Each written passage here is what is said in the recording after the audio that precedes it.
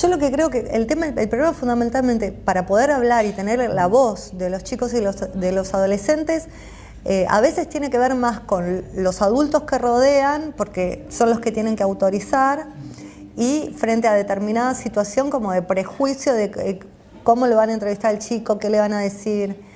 Y en general no queremos caer en la familia Cholula, porque la familia Cholula, sí, obviamente, te va a decir, ay, sí, yo quiero que el nene salga.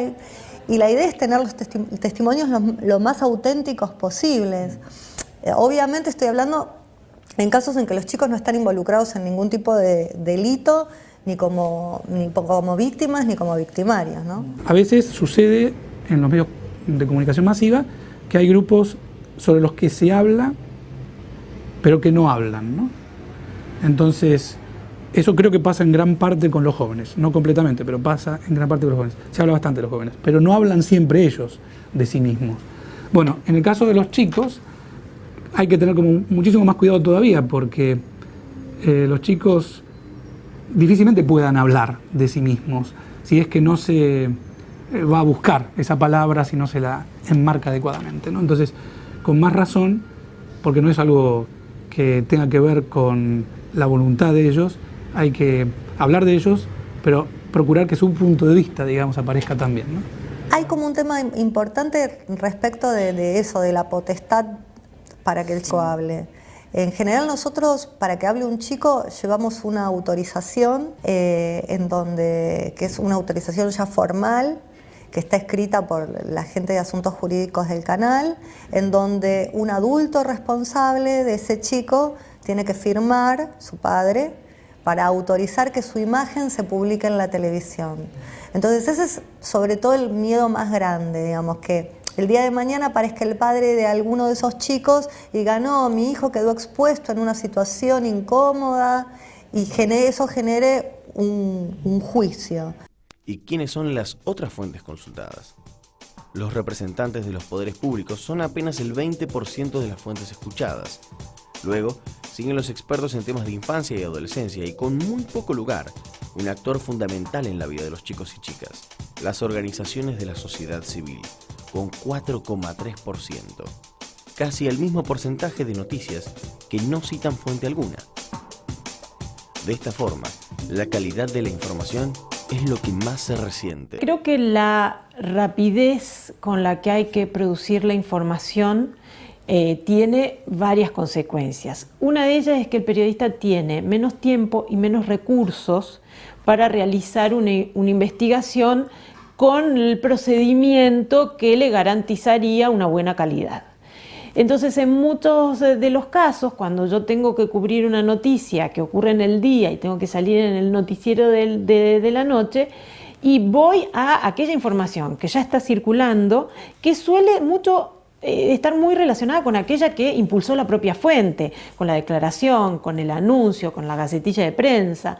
Nosotros nos encontramos además en situaciones informativas en donde el periodista asiste como espectador, pero no tiene capacidad de hacer preguntas.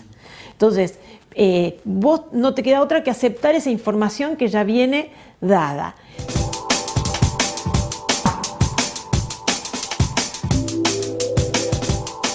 Según esta investigación, la perspectiva de género en las noticias de infancia y adolescencia solo está presente en el 9,5% de las noticias, aunque cuando se hace mención a un tema que afecta a las mujeres, no siempre se lo hace en las mejores condiciones. ¿Por qué es importante? Bueno, es fácil, porque la mitad de la humanidad son mujeres y porque hay una diversidad sexual y una diferente posibilidad de pensar las identidades de género que rompen esa bipolaridad que implicaba antes pensar en un mundo masculino poderoso, en un mundo femenino subordinado, en un mundo masculino que toma las decisiones, en un mundo femenino que acepta esas decisiones. Repasemos un caso presentado por Telenoche el 20 de septiembre. Se trata de un colegio de Posadas, Misiones, que obligó a sus alumnas a cambiar el uniforme de polleras por pantalones largos, en razón de los acosos que denunciaron algunas de ellas. Pese a incluir la voz de las alumnas y docentes, el noticiero no ofreció una reflexión fundamental en estos casos. ¿Era esa la mejor salida a un problema tan complejo? Suponer en el ámbito escolar que una debe estar vestida de una manera para no ser acosada es suponer que una es responsable del acoso, con lo cual lo primero que se hace es desresponsabilizar a quien es verdaderamente el acosador. Caramba, somos las mujeres las provocativas y entonces por eso nos pasa lo que nos pasa. Es gravísimo que los medios lo tomen tal como llega la noticia sin reflexionar al respecto, sin decir, ok, esto está sucediendo en tal lugar. Abramos este sobre, saquemos lo que hay adentro y revisémoslo. Tengamos el coraje de revisar qué es lo que sucede con esto. Porque si yo lo transmito así, digo, hubo acoso, lo resolvieron cambiando la ropa de las chicas. Y esta quedó siendo la noticia. Bueno, habrá mucha gente que se reirá cuando la vea, habrá mucha gente que dirá, che, pero ¿será posible? Y habrá un gran porcentaje que le escucha en ese subtexto subliminal en el que a veces escuchamos y dice, bueno, está bien, de algún modo hay que resolverlo, ¿no? La identidad. La Ley 26.061 de Protección Integral de los Derechos de las Niñas, Niños y Adolescentes asegura a niños, niñas y adolescentes la protección de su intimidad e identidad. Sobre este punto, los noticieros analizados mostraron buenos indicadores, aunque hubo casos en los que los excesos marcaron la cobertura. Denilson es un nene de 4 años que apareció en las noticias cuando fue abandonado en la puerta de un supermercado porteño. En ese momento, su foto fue difundida por todos los medios, buscando a sus padres o a alguien que los reconociera. Un mes después, su mamá se presentó en la justicia pidiendo la restitución del niño. Ese día, la historia de Denilson volvió a los medios, y también al noticiero de Telefe Noticias, pero esta vez con un condimento innecesario: la imagen del niño, exhibida en un informe de casi 20 minutos con varias fotos, siempre en primer plano. La pregunta entonces viene sola: ¿era necesario seguir mostrando su cara cuando ya se había encontrado a la madre?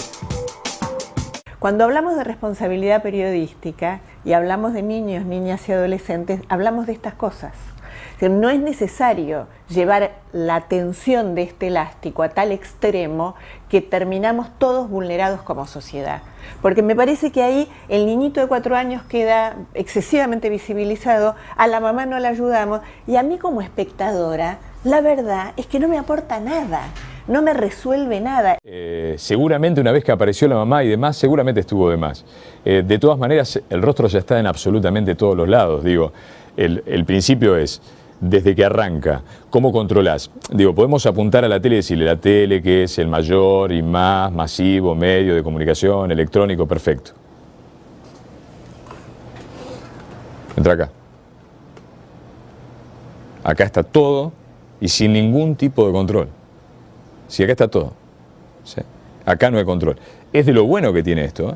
¿Sí? De lo bueno. La libertad es una de las mejores partes que tiene Internet. La otra, el descontrol. Nadie controla absolutamente nada de esto. La violencia encadenada. Un recurso muy común en los medios es relacionar un hecho con otros anteriores, especialmente si de violencia se trata. El 15 de octubre, América Noticias informó sobre un chico de Paraguay brutalmente golpeado por un policía en un calabozo. Rápidamente, se vinculó ese caso con el de un policía que golpeó a chicos en Corrientes, con el de otro uniformado que trompeó a una mujer en Estados Unidos y luego con el de unos guardias que apalearon a un hincha en Portugal. ¿Es posible relacionar de ese modo tan lineal todos estos hechos tan distintos y con tan diferente contexto? ¿La situación de indefensión de ese adolescente es igual a la de otros adultos? La sociedad hoy está mucho más morbosa, si se quiere, porque tiene la posibilidad de acceder a medios, ya sea revistas, diarios, películas, etcétera, que a los que antes no accedía porque no se hacían, o porque hemos pasado periodos de dictadura en donde no había libertades individuales o de expresión. Entonces un día nos dijeron, se puede ver de todo y se puede espiar, y el espiar siempre es morbo, o la televisión te lo muestra y vos lo estás comprando. No lo sé. Me parece que en la lógica de frivolización de la información se olvidaron cuestiones básicas de periodismo, que es quiénes están involucrados, cuál es la contextualización, cuáles son las causas, cuáles son las fuentes más adecuadas y no solo las disponibles para hablar de un tema. Y evitar esta cosa de que, bueno, hay un video de YouTube que más o menos me parece que es parecido y lo asocio. También pasa porque hoy el periodista se ha convertido en un despachante de noticias y no es un analista. Los equipos de producción están más para editar y poner al aire cosas rápidamente porque hay que alimentar una cadena de 24 horas de 7 días a la semana, en lugar de pensar en pequeños productos y más buenos. Muchas veces la vorágine nos hace olvidar la importancia que tiene el periodismo en su capacidad para generar cambios sociales. Como consecuencia de la consulta sistemática de las fuentes, la reiteración de una misma noticia en uno y otro medio sin diferencias en la profundización del tema o del tratamiento de la información, el trabajo diario se va mecanizando. El riesgo de esta mecanización profesional es olvidarse que el trabajo de los periodistas y comunicadores tiene un efecto muy marcado en el destino de los grupos más vulnerables de la sociedad, entre ellos los niños, niñas y adolescentes. Los medios de comunicación, con su gran poder socializador, influyen fuertemente en la cultura social por medio no solo de la instalación de temas de agenda y discusión, sino también a través de la formación de hábitos, creencias, actitudes y conductas.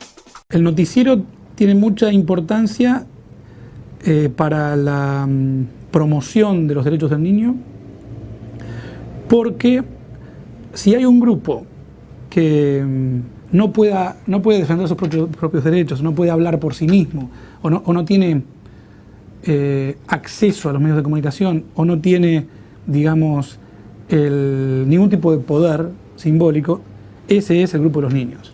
Mira, me parece que todas estas cuestiones, no solamente relacionadas con la violencia, sino también pasa en la política, se resolverían si empezáramos a pensar en la calidad.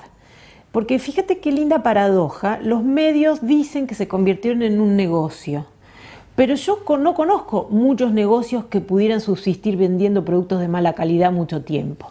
Y los medios sí. Los informes especiales, las búsquedas temáticas y la posibilidad de contar noticias positivas sobre esta temática específica es el gran desafío de las nuevas formas de contar en televisión. Por eso, ¿qué decimos sobre ellos y ellas y cómo lo decimos? Es fundamental. Esta investigación intenta hacer un aporte a mejorar la calidad de esa información que se difunde en los noticieros más vistos y de mayor repercusión de la televisión argentina. Esperamos haberlo logrado.